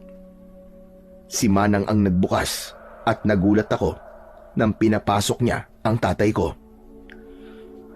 Manang, bakit pinapasok mo yan dito? Juanito, anak. Parang awa mo na. Makipag-usap ka naman na sa akin, oh. Pwede ba? Huwag mo kong matawag-tawag na anak. Saka wala na tayong pag-uusapan pa. Nasabi ko na ang lahat ng gusto kong sabihin sa'yo. At siguro naman, ay ganun ka rin. Kaya mas makabubuti pang umalis ka na. Gusto kong humingi ng tawad sa'yo. Alam ko na masakit para sa'yo nangyari. Pero sana, maintindihan mo ko kung bakit hindi kita nagawang balikan. Bakit? May mababago pa ba sa nakaraan kung papatawarin kita? Wala naman, di ba? Isa pa, hindi na kita kailangan. Siguro nga, ay dapat pa akong magpasalamat na hindi mo ko binalikan Kasi nang dahil doon, ay may isang tao na umampon sa akin at ipinaramdam sa akin ang pagmamahal ng isang totoong ama. Umalis ka na at ayokong pumupunta ka pa rito. Naluluwang tumalikod si tatay at saka siya lumabas. Agad kong isinarado ang pinto at nang tignan ko si Manang Perlita ay umiling siya. Oh, ano yan? Para sa niyang pag-iling-iling mo? Anong ibig sabihin yan? Nalulungkot lang ako sa nangyayari sa inyo ng tatay mo, sir.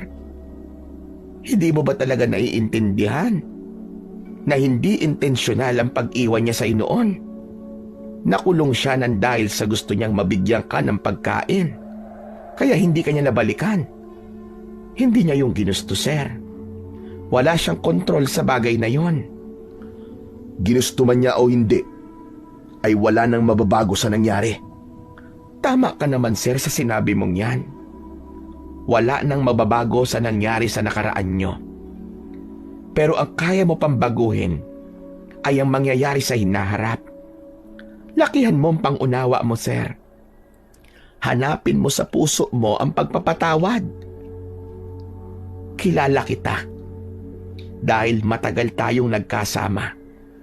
At alam ko na napapangunahan ka lamang ng galit mo. Kasi kahit anong masakit na salita ang ibato mo sa tatay mo, nakikita ko man sa mata mo na mahal mo pa rin siya at nangungulila ka sa kanya, Sir Juanito. Pwede ba, Manang? Huwag niyong pinangungunahan kung ano nararamdaman ko.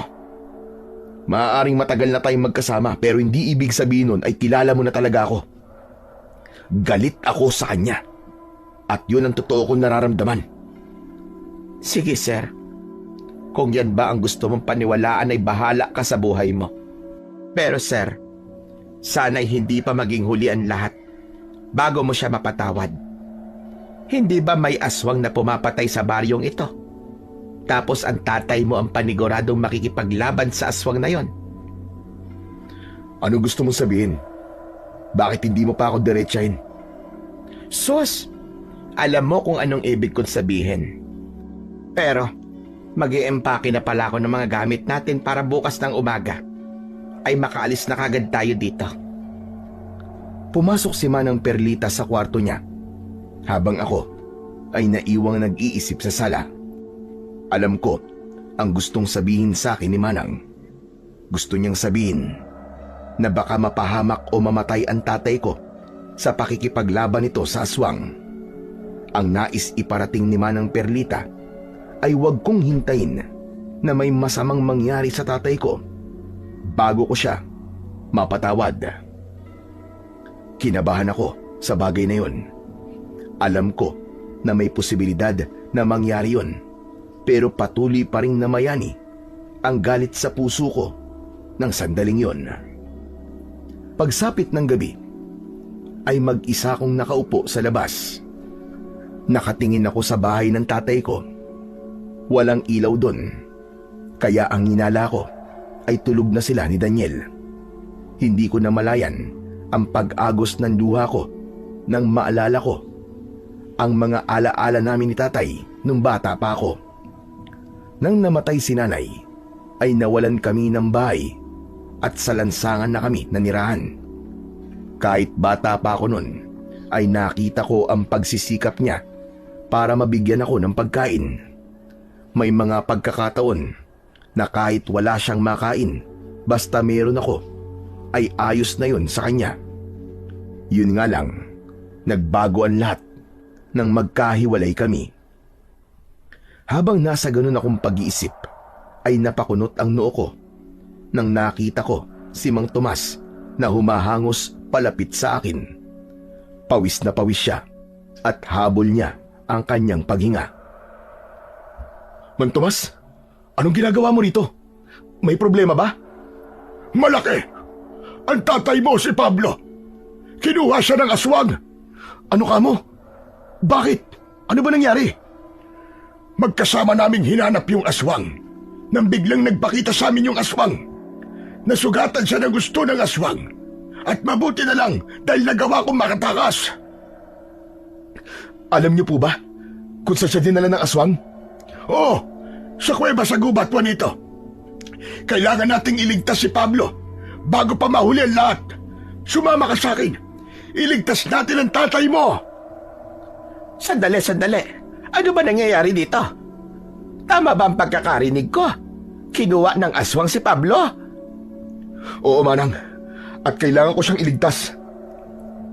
Pero, anong alam mo sa pakikipaglaban sa aswang, sir? Wala. Pero hindi ako papayag na may mangyaring masama sa kanya.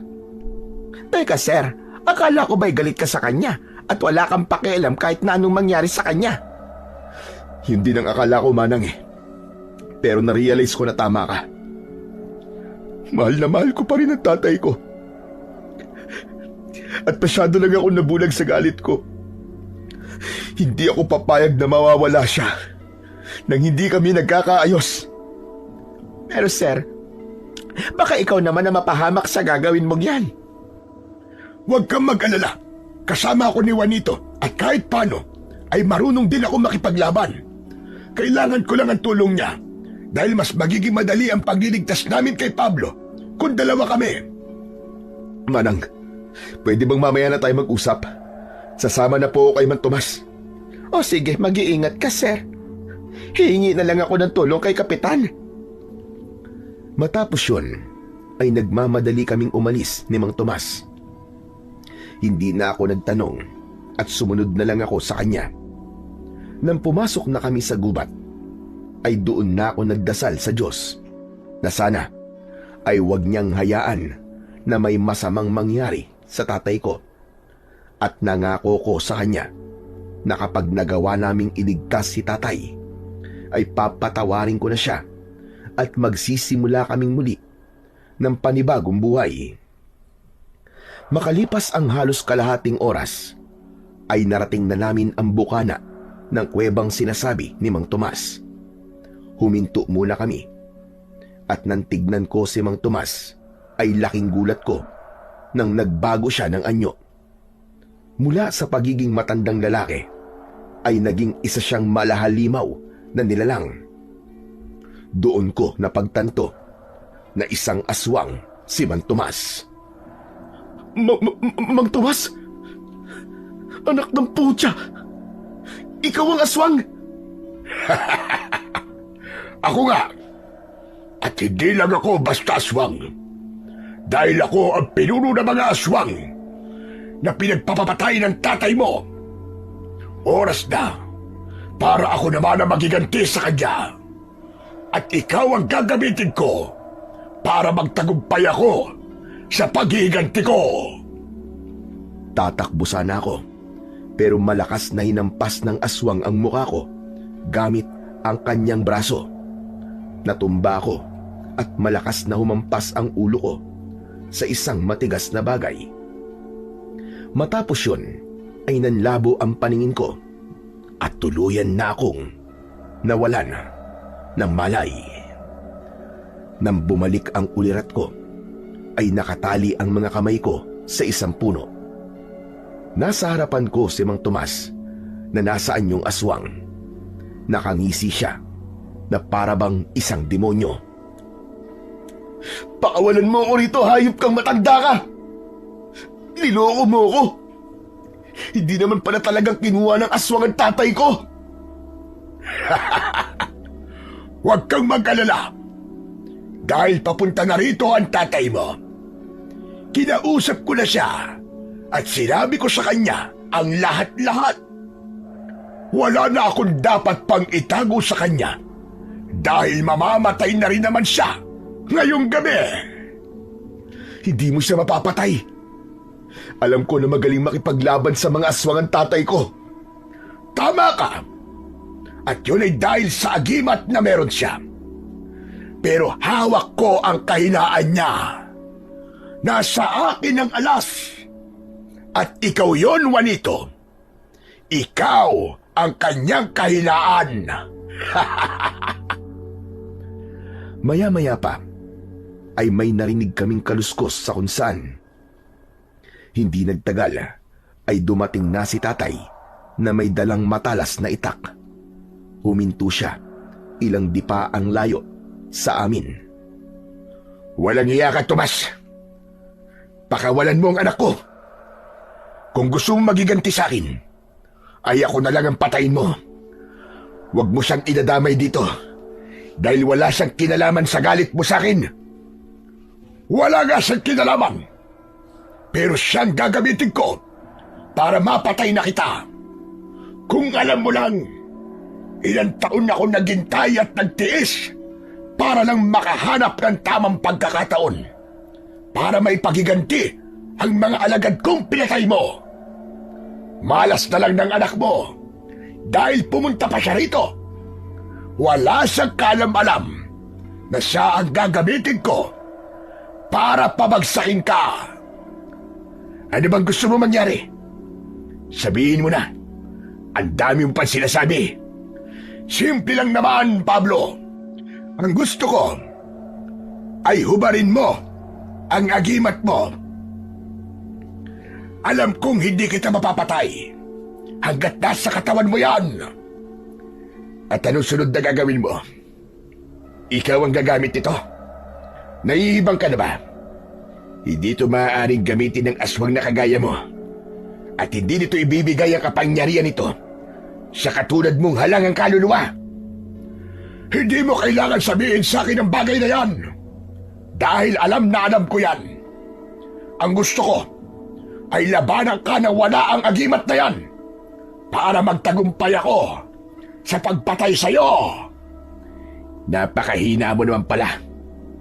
Pinuno ka ng aswang, pero hindi mo ko kayang labanan nang meron akong agimat.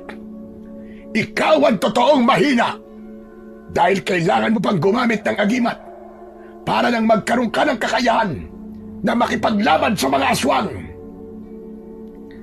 Talagang hinahamon mo ko. Sige, pagbibigyan kita sa gusto mo. Pero kapag hinubad ko tong agimat ko, ang gusto ko ay pakawalan mo ang anak ko. Makakawala lang siya kapag natalo mo ko. Pero kapag ikaw ang natalo, ay papatayin ko siya at kakainin. Matiim na tinignan ni tatay ang aswang at walang imik niyang hinubad ang agimat. Itinapon niya yon sa malayo at inihanda niya ang sarili niya sa pagharap kay Mang Tomas. Mabilis na nagsimula ang sagupaan ni tatay at ng aswang. Unang umatake ang aswang. Nagawa nitong iwasan ang sunod-sunod na pag-atake ni tatay hanggang sa bumaon ang matutulis na kuko ng aswang sa dibdib ng tatay ko. Tatay! Huwag kang mag-alala, anak. Kaya ko sarili ko. Hindi ako papayag na matalo ng mapagpanggap na aswang na ito. Sinasabi ko na nga ba? Wala kang laban sa akin kung wala sa'yo ang agimat mo! Muling naglaban ang dalawa at sa pagkakataon na yon ay alam kong mas lamang si Mang Tomas, lalo na nang nabitiwan ni tatay ang kanyang itak at wala na siyang nagawa kundi ang umatras ng umatras habang iniiwasan ang mga pag-atake ng aswang. Doon na ako nagsimulang magpumiglas. Kailangan kong makawala sa pagkakatali upang matulungan ko si tatay. Hanggang sa nanlaki ang mga mata ko nang biglang sumulpot si Manang Perlita sa tabi ko. Hindi siya napansin ni Mang Tomas dahil bukod sa nakatalikod siya sa gawin namin, ay abala siya sa pakikipaglaban. Manang Perlita, anong ginagawa mo rito? Siyempre, sir, ililigtas ka. Bago magpunta rito si Pablo, ay sinabi niya sa akin ang nangyayari, kaya sinundan ko siya, sir. Huwag kang malikot at papakawalan kita. Agad na inalis ni Manang Perlita ang pagkakatali ko sa puno. Hindi ko inalis ang tingin ko sa tatay ko dahil walang pagsidlan ang kaba ko sa kung ano ang mangyayari sa kanya. Nang tuluyan na akong napakawalan ni Manang Perlita, ay agad akong tumayo.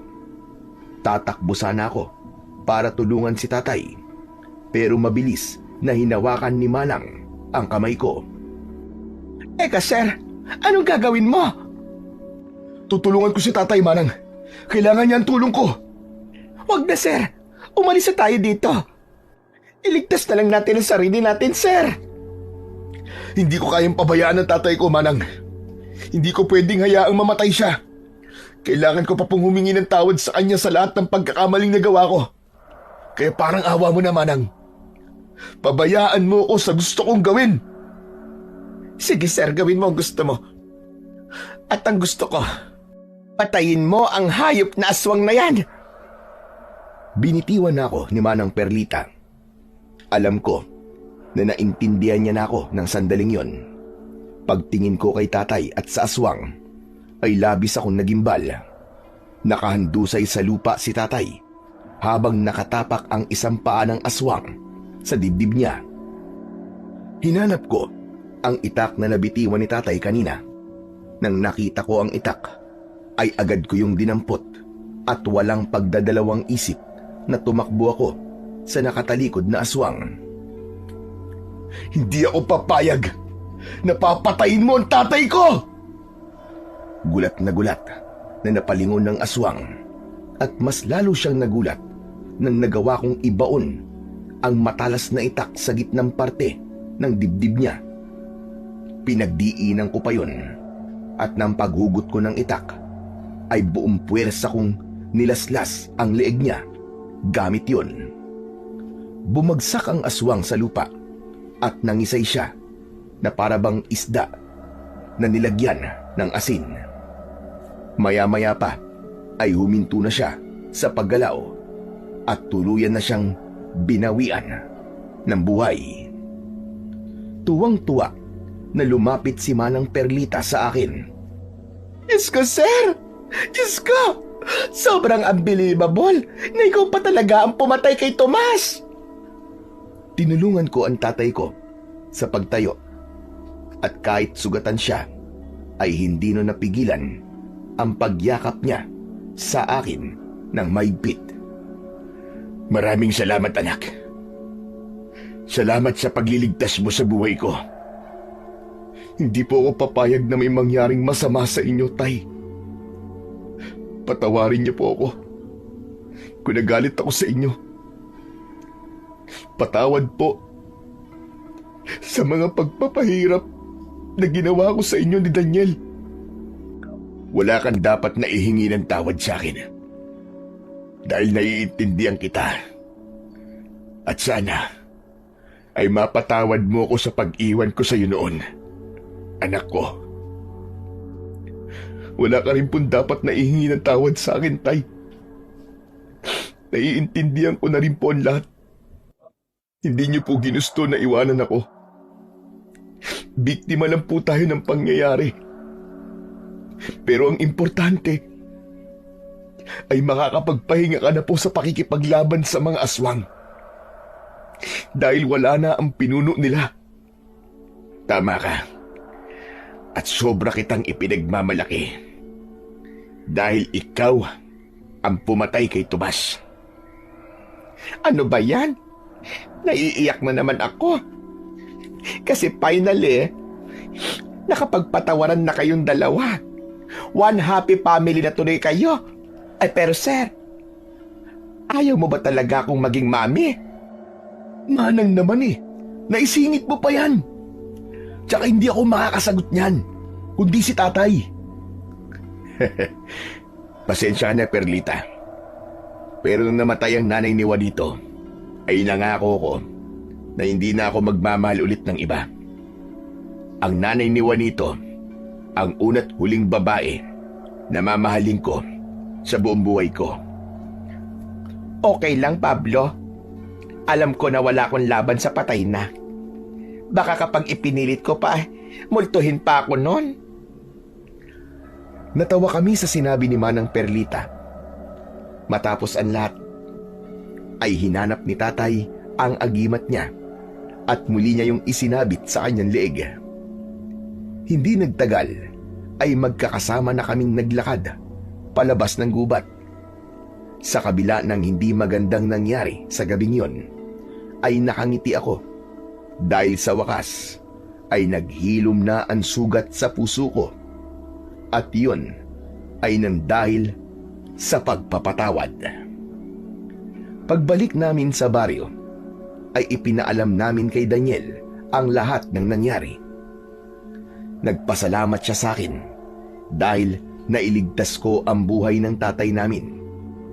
At dahil tuluyan ng natapos ang pagsalakay ng mga aswang sa baryo, ay inalok ko si tatay at si Daniel na sumama na sa akin sa Maynila para makapagsimula kami ng bagong buhay. Pumayag sila at pagdating namin sa Maynila ay siniguro ko na makakabawi ako kay tatay sa mga panahong hindi kami magkasama. Ipinaranas ko sa kanya ang ginhawa na kaya kong ibigay. Hindi ko rin kinalimutan si Daniel dahil kahit hindi kami magkadugo, ay itinuring ko siyang parang tunay ko ng kapatid. Sa mga nangyari, ay naunawaan ko na ako ang tunay na may pagkakamali. Napagtanto ko na walang magandang naidudulot ang pagtatanim ng sama ng loob at mas gumaan ang pakiramdam ko nang pinili kong magpatawad at makinig sa paliwanag ni tatay. Hindi man namin mababawi ang nakaraan, nagawa naman naming ayusin ang kasalukuyan at ang hinaharap. Ngayon, masaya na ang buhay naming tatlo, kasama pa rin si Manang Perlita. Sama-sama kaming bumuo ng mga bagong alaala at araw-araw kong pinapaalala sa sarili ko na mas mahalaga ang pamilya kesa sa kahit na anong bagay. Hanggang dito na lamang po ang aking kwento at sana ay may napulot po kayo na magandang aral. Maraming salamat po sa walang sawang pakikinig at pagsuporta sa aking mga YouTube channel na The Voice Addict at mga kwento ni Apong Isaac. huwag niyo rin pong kalimutang mag-subscribe at i-hit ang notification bell para sa mas marami pang mga kwentong aswang at katatakutan mula sa mundo ng kababalaghan. Hanggang sa muli po, at pagpalain po nawa kayo ng Diyos na may kapal.